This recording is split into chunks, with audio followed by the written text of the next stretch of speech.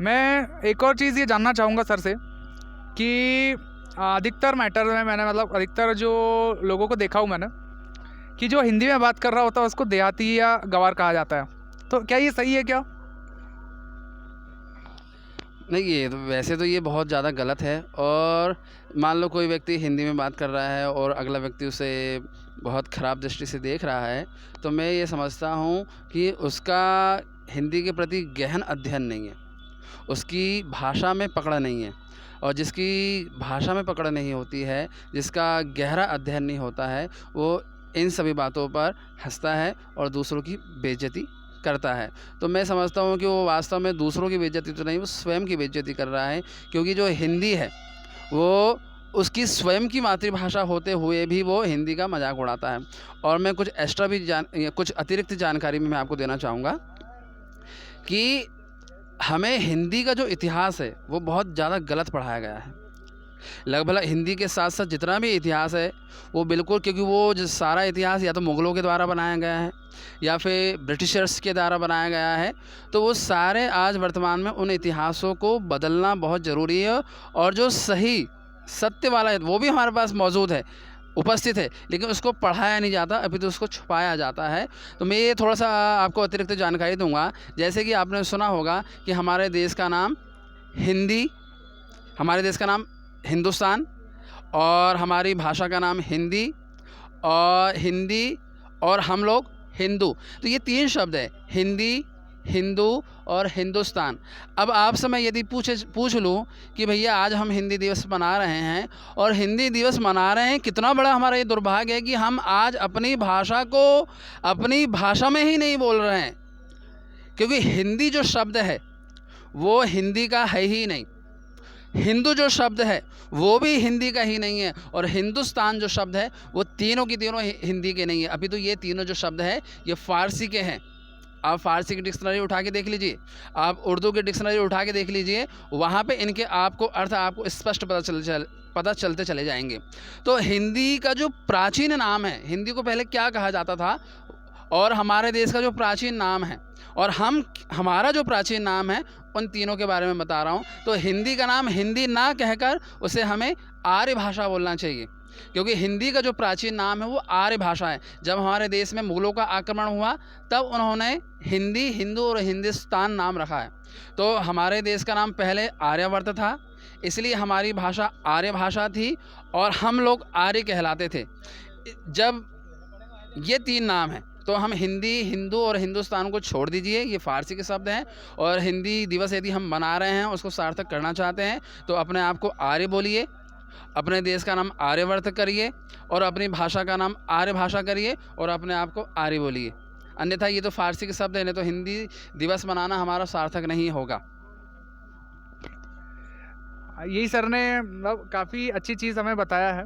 तो ये तो खैर मुझे भी पता नहीं था कि यार आर्य मतलब मुझे आर्यवर्त के बारे में पता था और आर्य के बारे में थोड़ा सा पता था, लेकिन इतना डिटेल में मुझे नहीं पता था। तो थैंक यू कहूँगा मैं सर को इसके बारे में।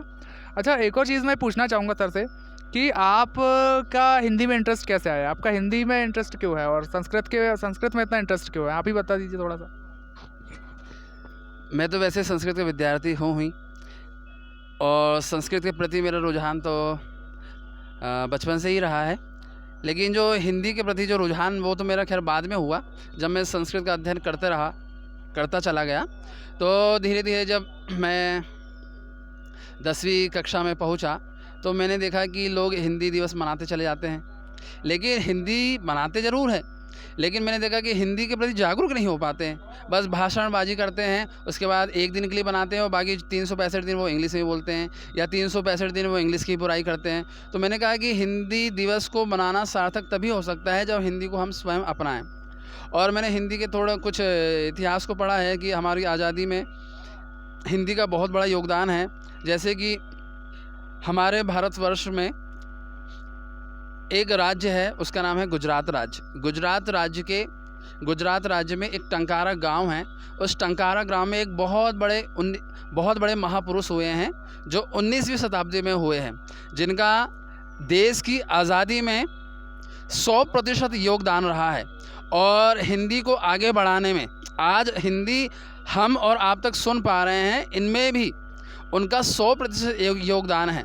उस महापुरुष का नाम है महर्षि दयानंद सरस्वती, जो स्वयं गुजराती होते हुए भी उन्होंने अपने जीवन में 50 से ज़्यादा ग्रंथ लिखे हैं और 50 से ज़्यादा सभी ग्रंथों को उन्होंने गुजराती भाषा में ना लिखते हुए हिंदी और संस्कृत में लिखा है। और उनका जो पूरा जीवन जो रहा है हिंदी के प्रति रहा है, हिंदी के प्रति जन आंदोलन उन्होंने खड़े किए, आदि में भी उनका बहुत बड़ा योगदान रहा है। और उनके जो शिष्य जो परंपरा रही है स्वामी श्रद्धानंद सरस्वती, उन्होंने भी हिंदी के प्रति बहुत ज़्यादा बड़े बड़े आंदोलनों को किया है। आपको पता होगा कि सत्याग्रह जब निज़ाम ने हैदराबाद के मंदिरों पर और भाषा पर प्रतिबंध लगा दिया, तो उस समय महर्षि दयानंद के शिष्य सरस्वती ने और उनके जिसमें आर्य समाज का बहुत बड़ा योगदान है। तो हिंदी के क्षेत्र में आर्य समाज का बहुत बड़ा योगदान है। आज हम उसे जानते नहीं हैं, उस इतिहास को हम भूल गए हैं।